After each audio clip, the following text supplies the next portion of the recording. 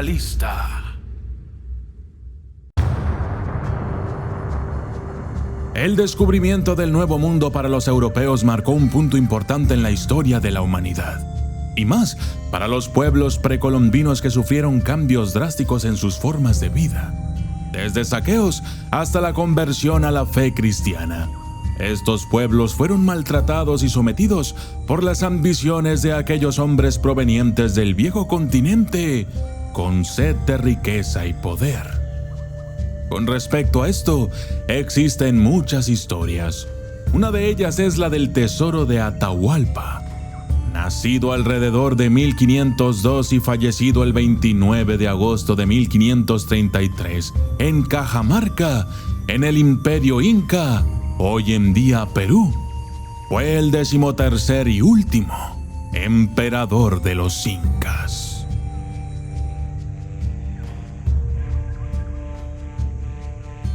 Mientras Atahualpa disfrutaba de las aguas termales cerca de la pequeña ciudad inca de Cajamarca, preparándose para entrar triunfalmente en Cusco, Pizarro entró en la ciudad con una fuerza de unos 180 hombres. El 15 de noviembre de 1532, Pizarro y Atahualpa se reunieron en lo que hoy sería uno de los encuentros más fatídicos del Nuevo Mundo. Invitado por el español a asistir a una fiesta en su honor, el jefe inca aceptó. Al día siguiente, llegó al lugar de reunión designado con varios miles de retenedores desarmados. Pizarro, impulsado por el ejemplo de Hernán Cortés y Moctezuma en México, había preparado una emboscada.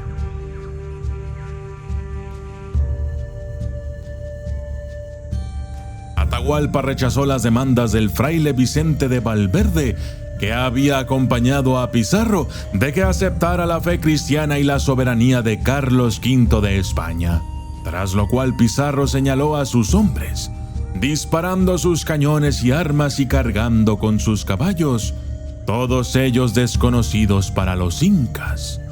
Los conquistadores capturaron a Atahualpa y mataron a muchos de sus hombres. Una vez que lo tuvieron cautivo, le ordenaron que se convirtiera al cristianismo, ya que para los españoles, todas las creencias que no fueran cristianas simplemente eran creencias del diablo. Aunque hoy en día es fácil ver que esto realmente solo era una excusa para someter a los pueblos y, de alguna manera, apaciguarlos. Pero Atahualpa no era de los que cedía fácilmente. Así es que, con el afán de recobrar su libertad, les ofreció un cuarto lleno de oro y 2 cuartos llenos de plata. Fue así que comenzaron a llegar objetos de oro y plata, provenientes de todos los pueblos del Imperio Inca directo a Cajamarca, lugar donde se encontraba apresado Atahualpa. Los metales preciosos llegaban en caravanas de indígenas gustosos que entregaban sus riquezas a los españoles, pero la acumulación del oro y la plata era lenta. Esto debido a la grandeza del Imperio Inca. Las personas que entregaran sus objetos tenían que viajar largas distancias hasta Cajamarca para entregar el rescate de su emperador. Pero Francisco Pizarro tenía un enemigo, Rumiñahui, que era nada más ni menos que el hermano de Atahualpa, que, junto con su ejército, se acercaba poco a poco para matar a Francisco Pizarro y los demás conquistadores. A Pizarro se le acababa el tiempo. Sus hombres le rogaban que tomara lo que había recolectado hasta ahora y se marcharan, pero su codicia le decía que se quedara y esperara hasta el último momento para tomar el oro y la plata y marcharse de ahí con las manos llenas de riqueza. Fue así que Pizarro mantuvo su posición durante 8 meses, después de haber capturado a Atahualpa, pero finalmente se dio cuenta de que el tiempo se le acababa y lo inevitable llegó. Los españoles hicieron que los indios fundieran todo el oro y la plata en lingotes, acumulando un total de 24 toneladas de oro y plata, el rescate más rico jamás recibido. Una vez que la cantidad total fue adquirida, los conquistadores ordenaron que Atahualpa fuera quemado hasta morir. Cuando Atahualpa estaba en la hoguera, el fraile Valverde le ofreció la opción de ser quemado vivo o morir por el garrote, considerada una forma de morir más misericordiosa, pero solo si se convertía en cristiano. Atahualpa, quien había resistido su conversión durante todo el cautiverio, finalmente aceptó y murió por el garrote ese mismo día. La ejecución de Atahualpa, el último emperador libre reinante, marcó el fin definitivo del imperio inca. Se sabe que Pizarro se llevó la mayor parte del botín recaudado, pero no se sabe a ciencia cierta qué sucedió con el resto del rescate prometido, con las caravanas de oro y plata que iban de camino hacia Cajamarca. Se dice que Rumiñahui, el enemigo de Pizarro, hermano de Atahualpa, interceptó varias caravanas de gente que llevaba oro y plata. Pizarro se dirigió hacia el Cusco y Sebastián Benalcázar y se encontró con una ciudad saqueada e incendiada.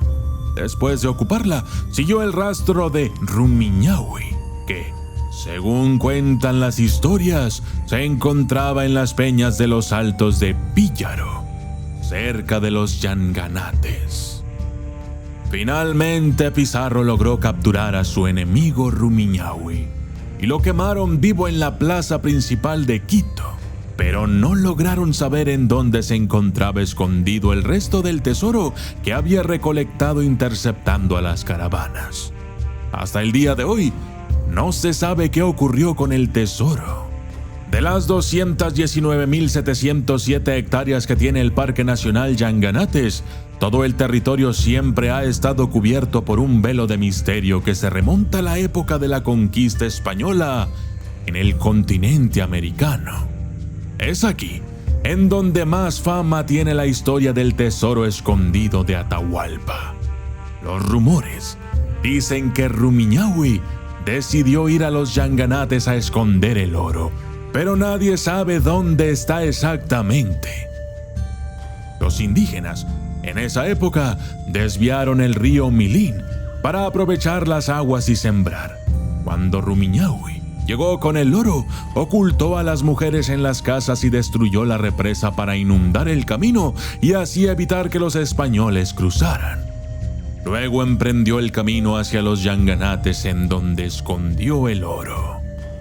Supuestamente la cumbre más alta de los Yanganates tiene 4.571 metros sobre el nivel del mar, donde existe un cráter que está lleno de agua y es allí donde está el tesoro. La cordillera era una de las vías de comunicación y comercio más antiguas y estratégicas que existieron entre las ollas interandinas y la Amazonia, como lo demuestran los hallazgos arqueológicos.